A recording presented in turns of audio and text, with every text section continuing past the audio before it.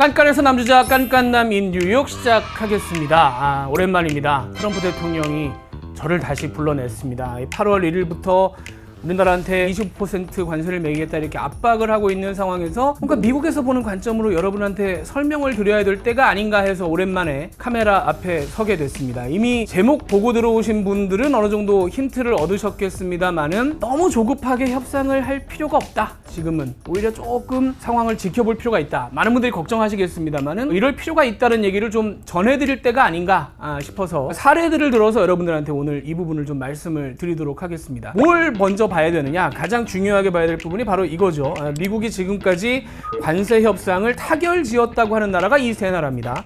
영국, 베트남, 중국. 녹화 시간 기준으로 오늘 트럼프 대통령이 인도네시아하고도 됐다. 19%다 발표를 했습니다만 아직 인도네시아 얘기가 없기 때문에 이 부분은 양쪽 얘기를 다 들어봐야 돼서 그건 약간 논외로 치고요. 지금까지 결정된 건 이 세 나라죠. 이 세 나라의 사례를 좀 잘 보면 우리가 좀 얻어야 될 힌트들이 있습니다. 그래서 이걸 놓고 우리가 좀 얘기를 해보도록 하겠습니다. 가장 먼저 봐야 될 게 영국입니다. 영국이 제일 먼저 협상을 타결을 했거든요. 그런데 영국은 다들 아시다시피 약간 미국과 특수관계죠. 사촌 같기도 하고 외교나 안보나 모든 면에서 이 궤를 같이 해서 제일 먼저 하는 게 예상이 되긴 했었습니다. 그런데 영국의 상황을 한번 잘 볼 필요가 있어요. 영국이 작년에 미국과의 무역에서 무역 적자를 봤습니다. 그러니까 주요국 중에 미국과 무역을 해서 적자를 보는 나라가 거의 없는데 영국이 작년에 119억 달러, 우리 돈으로 치면은 15조 원 적자를 봤어요.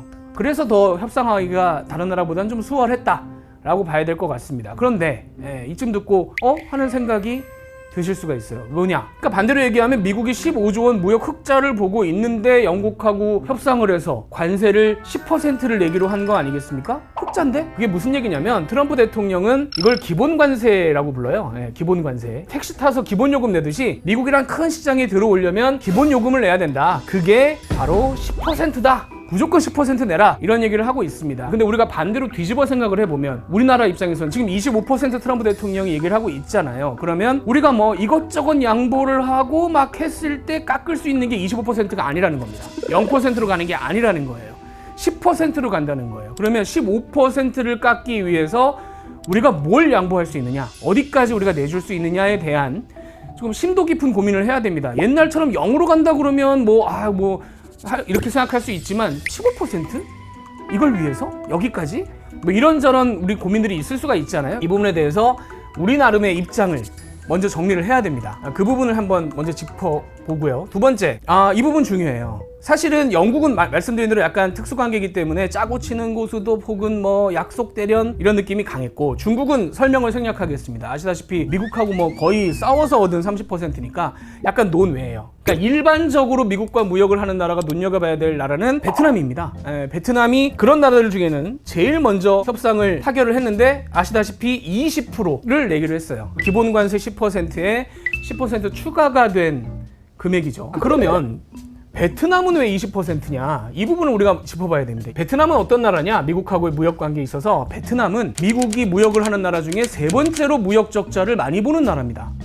놀랍죠? 상당히 베트남이 미국에 많은 수출을 하고 있고 많은 돈을 벌고 있어요. 그렇기 때문에 미국 입장에서는 주 타겟 중에 하나였던 것도 맞습니다. 근데 여기서 따져봐야 될 건 베트남이 미국에 뭘 수출하고 있냐라는 겁니다. 가장 많이 차지하고 있는 게 전자제품. 이번에 삼성전자가 내놓은 폴드 7입니다.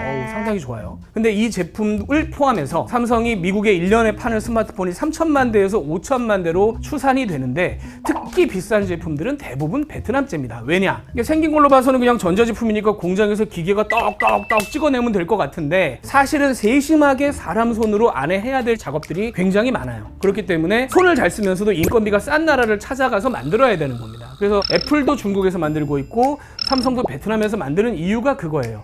미국으로 공장을 옮기는 거 불가능합니다. 미국에서는 그 인건비를 감당을 할 수가 없기 때문에 아이폰을 미국에서 만든다고 할 때 얼마나 더 드느냐라는 추정이 있는데 지금 가격의 3배까지 올라가는 걸로 추정이 됩니다. 이걸 실제로 보여주는 사례가 최근에 있었어요. 트럼프 대통령 아들들입니다. 이 트럼프 대통령 아들들이 트럼프 모바일이라는 통신사를 만들었어요. 그러면서 우리는 완전 미국산이야. 서비스도 미국산, 콜센터도 미국이고, 그러면서 내놓은 게 이 전화기.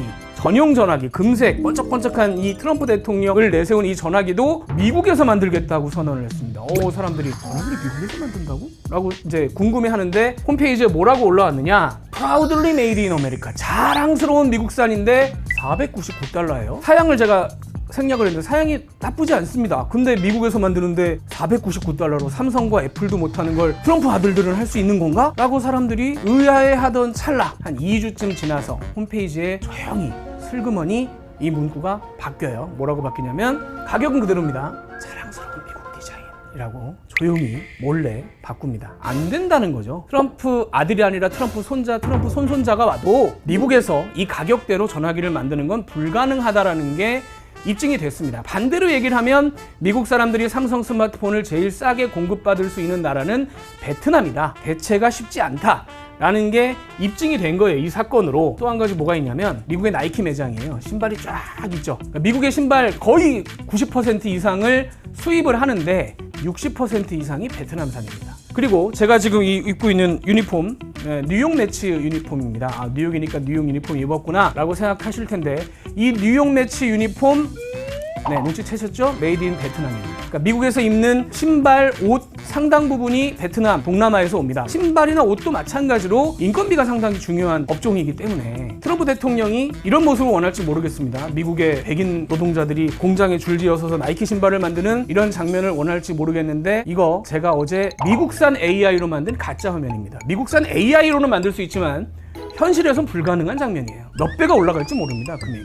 그렇기 때문에 미국 언론들이나 전문가들도 뭐라고 표현하냐면 미국이 베트남에 그만큼 무역 적자를 보고 있는 이유는 그만큼 베트남 물건이 미국 국민들이 필요하기 때문이다. 서로의 이해관계가 맞기 때문에 무역 적자가 큰 거다라고 설명을 합니다. 그러니까 베트남 쪽에서도 이 부분을 협상을 할 때 상당히 어필을 한 걸로 알려져 있어요. 그러면서 반대로 베트남도 양보를 해야 되겠죠. 베트남이 동남아에서 고기를 제일 많이 먹는 나라고 제일 많이 수입을 하는 나라입니다. 특히 이 돼지고기, 꼬치 같은 거 만들어서 많이 먹고 요 쌀국수도 이제 소고기를 만들잖아요. 그러니까 이런 고기류, 미국에서 살 수 있는 거 우리 앞으로 더 많이 살 테니까 서로 윈윈 하자라고 해서 알려지기로는 양측 협상단이 11% 이렇게 합의를 봤다는 겁니다. 1%만 더 하자 상징적으로 양측이 이렇게 합의를 하고 서로 본국에 돌아가서 이제 동의를 얻으려고 한 거예요. 그런데 여기서 트럼프 대통령이 뭐라고 하느냐 갑자기. 이게 보고를 받은 트럼프 대통령이 인터넷에 떡하니 올린 글입니다. 20% 관세다. 11% 안 된다. 라고 그냥 퇴짜를 놔버린 거예요. 자기 협상단이 가서 협상을 하고 온 내용을 퇴짜를 놔버리면서 우리는 관세 없이 미국은 베트남에 이제 팔게 되고 SUV도 팔고 차도 팔고 다 판다. SNS에 그냥 선언을 해버린 겁니다. 그러니까 실무협상단 입장에서는 베트남에서 실무협상하고 안에 가서 보고를 한 사람들 입장에서는 황당하게 돼버린 거죠. 11% 이렇게 약속을 하고 왔는데 갑자기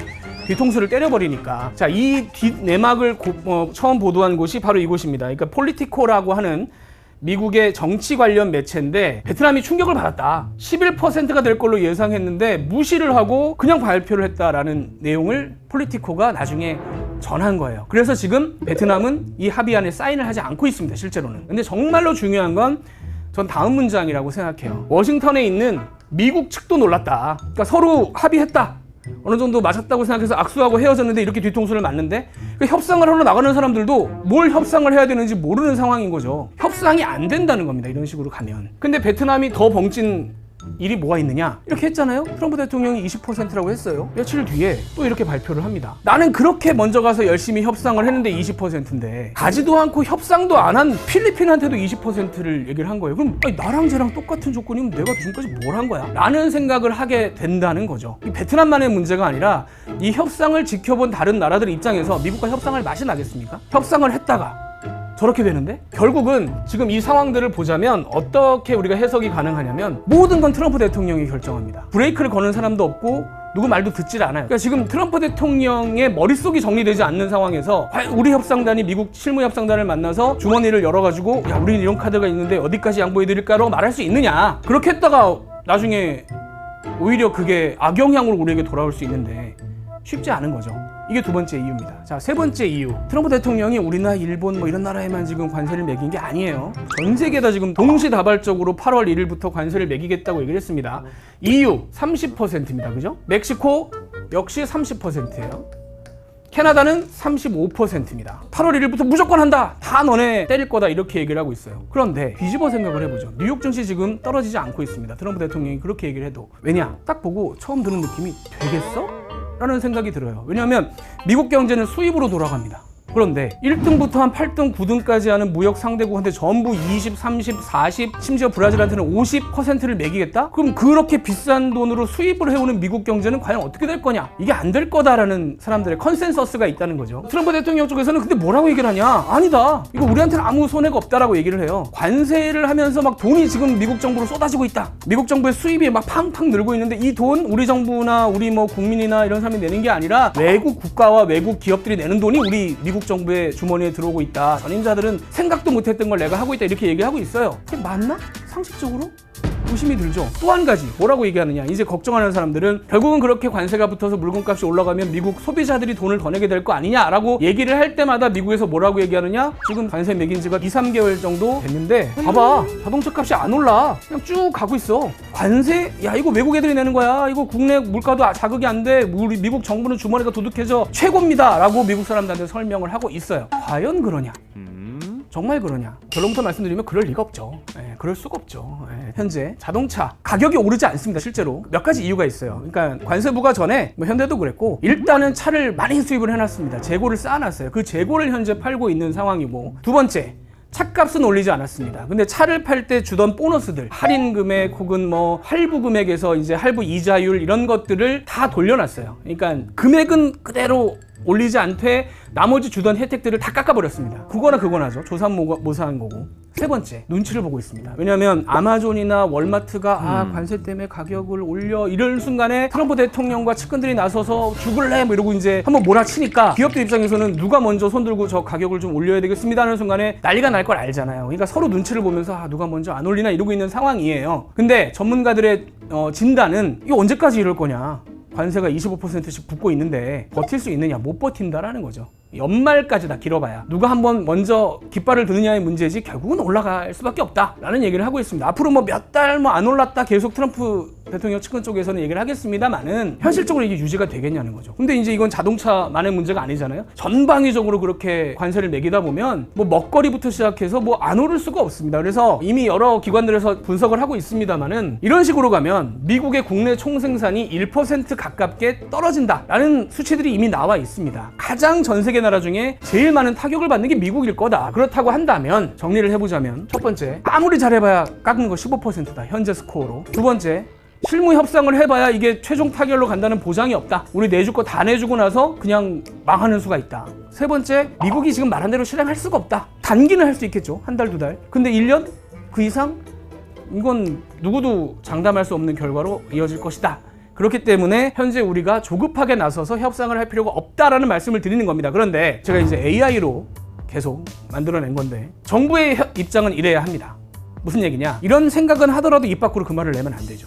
미국을 상대로 해서 굉장히 성실하게 우리는 정말 협상을 하려고 해요. 양보도 할 생각이 있고요. 맞춰보시죠 라고 진지하게 협상을 해야 합니다. 하지만 무리한 타결을 해서는 안 되고, 그러면 누가 그런 역할을, 뭔가 브레이크를 걸고 무리한 타결을 막는 역할을 해야 하느냐? 언론이 해야 합니다. 1997년 한 신문의 사설입니다. 이게 이제 미국이 마지막으로 우리를 압박했을 때죠. 논리 벗어난 슈퍼 300일, 미국 농무부 뭐 이러면서 미국을 강하게 규탄을 하면서 미국 아무리 동맹이지만 우리가 이렇게 쉽게 넘어가서는 안 된다는 여론을 만들고 국민들에게 설명을 하면서 이게 이렇다고 할 때 우리 정부가 정말 이렇게 간다기보다는 미국과 협상을 할 때 뭔가 여유가 생기는 거죠. 국민들이 이해를 해주고 언론도 이렇게 받아주면 미국한테 가서 우리 내부 여론이 참 그렇게 힘드네요 라고 설명도 할 수 있고 뭔가 좀 버틸 수 있는 그런 버팀목이 되는데, 이게 지금 국익의 문제입니다. 잠시 피해가 있더라도 최대한 참고 버티면서 좋은 결과가 나올 때까지 좀 지켜보자, 우리의 좀 주권을 지키자, 이런 얘기를 언론이 해야 될 때입니다. 제가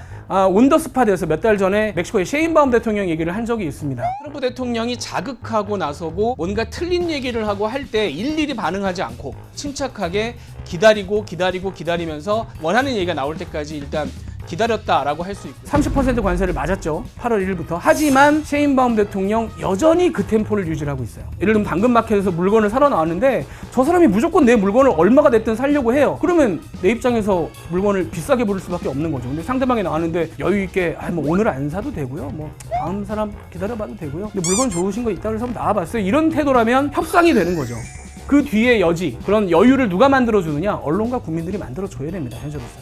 서둘러서 할 필요가 없다는 거죠. 그래서 이렇게 거칠게 막 관세 이렇게 얘기할 때도 웃으면서 아유 네 수고 많으세요. 국민들이 약간 이렇게 여유를 가지고 지켜볼 수 있는 그런 상황이 돼야만 우리에게 조금이라도 유리한 관세 협상이 가능할 거다라는 말씀을 이 시점에 다들 좀 불안해하고 힘들어할 때 드리고 싶었습니다. 결론적으로 관세 협상 너무 조급해하지 말고 너무 겁먹지도 말고 의연하게 조금 시간을 갖고 지켜보도록 하는 게 모두에게 이득이 될 것 같습니다. 자, 깐깐남인 뉴욕 다시 한번 새로운 소식으로 찾아뵙도록 하겠습니다. 지금까지 시청해주신 여러분 감사합니다.